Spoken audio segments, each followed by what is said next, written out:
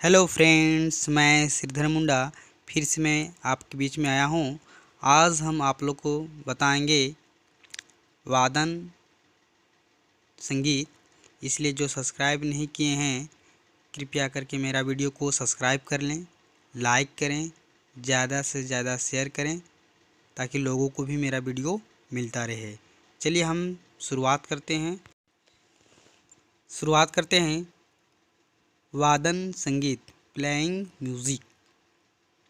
वाद्य संगीत भारतीय संगीत की एक तरह से रीढ़ की हड्डी है, आप सभी जानते हैं। कहने का तात्पर्य है बिना वाद्य के कोई भी संगीत अधूरा है। बिना तबला के शास्त्रीय गायन अथवा संगत के बिना कोई भी संगीत अधूरा है, सभी जानते हैं। चाहे नृत्य हो, रंगमंच हो, वाद्य संगीत आवश्यक है। जैसे वर्षा, आंधी, तूफान, रोमांच,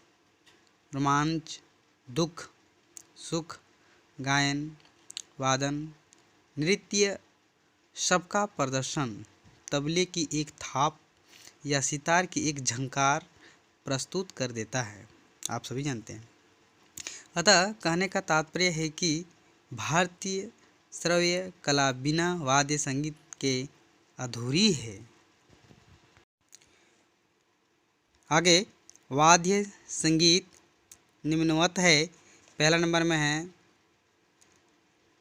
तंत्र यानी तंतु वाद्य, जैसे है सतार है, बीना है, तानपुरा आदि आते हैं। दूसरा नंबर में घन वाद्य में पखवाज है, तबला है, डमरू आदि आता है। तीसरा नंबर में है गज वाद्य में है वायलिन है, इसराज है, सारंगी आदि आते हैं।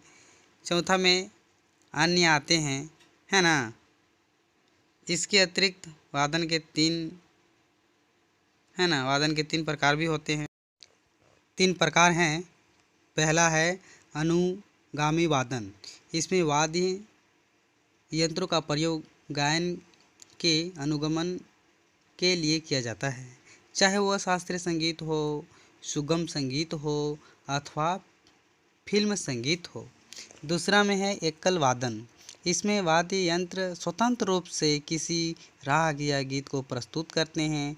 जैसे कि पंडित रविशंकर सितार बजाते थे, उस्ताद अली अकबर खां सरोंद बजाते थे, अल्लाह रखा खां तबला बजाते थे, उस्ताद बिस्मिल्लाह खां शहनाई बजाते थे आदि की कला प्रस्तुतियाँ इस श्रेणी में आती है। आप इसको याद कर लीजिएगा। तीसरा नंबर में है वृंद वादन में शब्द से ही विदित होता है एकल वादन, जिसे प्राचीन ग्रंथों में शुष्क वादन कहा जाता है, यानी हल्का वादन। आजकल इतना विकसित हो गया है कि वह गायन के समझ और कभी कभी तो उससे भी अधिक लोकप्रिय और प्रभावोत्पादक सिद्ध होता है। किसी रस विशेष अथवा परिस्थिति विशेष का वातावरण उपस्थित करने के लिए वाद्यों अथवा वाद्य वृंद का प्रयोग नाटकों, चलचित्रों अथवा आकाशवाणी आदि से सफलतापूर्वक किया जाता है। तीसरी विधा जो है नृत्य का स्वतंत्र रूप से लेने का विश्लेषण निम्न रूप से इस प्रकार है, जो कई रूप में दृष्टिगोचर होता है ना। जैसे भारतीय संगीत अपने वाद्यों की विविधता के विषय में विश्व प्रसिद्ध है। पाश्चात्य देशों में जैसे वृंद वादन का विकास हुआ है ना, वैसा भारतवर्ष में दृष्टिगोचर नहीं होता है। आगे नेक्स्ट, महाराजाओं के दरबार में बड़े बड़े गायक वादन तो रहे हैं, किंतु राज दरबार में वृंदावन की व्यवस्था संतोषप्रद कभी नहीं रही। वाद्य यंत्रों की विविधता होते हुए भी वाद्य कला विशारदों ने अपने व्यक्तित्व को अधिक महत्व दिया है। विभिन्न कलाकारों ने अपने अपने प्रिय वाद्यों में अद्वितीय ख्याति प्राप्त की है। है ना। जैसे भारतीय वाद्यों का निर्माण प्रायः ऐसी वस्तुओं से हुआ है जो नित्य प्रति के व्यवहार में बड़ी सरलता से उपलब्ध हो सकती है, जैसे नरकुल, बांस, मिट्टी, तुम्बी, शीशम, आम इत्यादि। इन साधारण वस्तुओं से ही विविध वाद्यों का निर्माण करके भारतीय संगीतज्ञों ने जिस प्रतिभा का परिचय दिया है वह सर्वथा स्मरणीय है। तंत्र यानी तंतुवाद्य। वाद्यों का वर्गीकरण विभिन्न वाद्यों की रूप रेखा, उपयोग तथा इनके बजाने के ढंग पर आश्रित है, जिनमें तंतुवाद्यों की जननी बीना मानी जाती है। बीना के मुख्य दो प्रकार हैं, रुद्र बीना और सरस्वती बीना। पहला रुद्र बीना। रुद्रबीन की पौराणिक जो है कल्पना बड़ी विचित्र तथा मनोरंजक है। कहते हैं कि एक बार देवाधिदेव महादेव ने पार्वती को ज्योत्सना में पुष्प शैया पर शयन करते हुए देखा। विभिन्न प्रकार के पुष्प के कानन में सौंदर्य की प्रतिभा पार्वती को निद्रावस्था में देखकर उन्हें बीना की कल्पना हुई तथा रुद्र बीना के रूप में उस इंद्रित सौंदर्य को जागरूक करके उन्होंने संतोष प्राप्त किया। आगे है, पार्वती के कृषाण ने बीना की लंबी ग्रीवा का रूप धारण किया। सुंदर चूड़ियों से युक्त चुड़ैल हाथों वाली सेजों पर शयन करती हुई पार्वती के कर कमलों को देखकर महादेव ने बीना की दो तुम्बियों और बीना के पदों की कल्पना को साकार रूप प्रदान किया।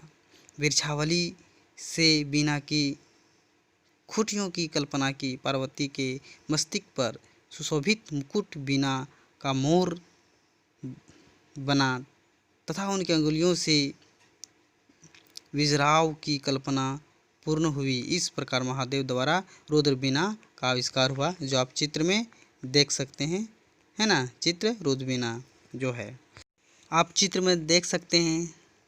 सरस्वती बीना। सरस्वती बीना का आविष्कार भगवती सरस्वती के द्वारा माना जाता है, जो आपका चित्र सरस्वती बीना का जो दिखाई दे रहा है। आगे है तानपुरा। तानपुरा अथवा तंबूरा भारतीय संगीत का सर्वाधिक प्रचलित तंत्र वाद्य है। गोटा, किचरी, ब्रह्मावीणा इत्यादि तानपुरे की ही जाति अथवा श्रेणी के अन्य वाद्य यंत्र हैं, परंतु तानपुरा को इनमें सबसे उच्च माना जाता है। कुछ संगीतज्ञ तानपुरे यानी तानपुरे के तारों को गोट से दबाकर भी बजाते हैं। दक्षिण भारत में नारियल के टुकड़े से तानपुरे के तारों को दबाकर उसे बजाया जाता है। तानपुरे की इस रूपरेखा को दक्षिण में कोतु वाद्य अथवा बाल सरस्वती कहा जाता है। कोतु शब्द का अर्थ चलायमान पर्दे है। तानपुरे का एक अन्य प्रकार ब्रह्मावीणा कहलाता है। यह एक बड़े संदूक जैसा दिखाई देता है। इसमें तुम्बी का अभाव होता है। स्वर सोटा और किनेरी तानपुरे के अन्य प्रकार की स्वर मोटा खोखले बांस का बना होता है। इसमें प्रायः तुम्बी नहीं होती, परंतु तानपुरे की तरह 4 तार अवश्य होते हैं, जो चित्र में दिखाया गया है। अगला है किनेरी, है ना। किनेरी भारत का बहुत ही प्राचीन वाद्य है। कहा जाता है कि स्वर्ग के किनारे स्वर्ग के किनारों द्वारा इसका आविष्कार हुआ है और उन्हीं के नाम पर इस वाद्य का नाम किनेरी प्रचलित हुआ है। आजकल इस वाद्य का प्रचार मुख्यतः भिखारियों में ही है। ये वाद्य बांस का बना होता है। बाँस की यह नली 3 तुमियों से जुड़ी रहती है। इस वाद्य में 2 अथवा कभी-कभी 3 तार होते हैं। किन्नरी जैसा ही एक वाद्य दक्षिण भारत में भी होता है। वहाँ इसे जैसे कि वहाँ इसे जो है धने का कहा जाता है। किसको? किन्नरी को कहा जाता है। इसका अगला भाग फिर मैं लेकर आऊँगा, इसलिए जो सब्सक्राइब नहीं किए हैं कृपया मेरा वीडियो को सब्सक्राइब करें, ज़्यादा से ज़्यादा शेयर करें ताकि लोगों को भी मेरा वीडियो मिलता रहे। सभी को धन्यवाद।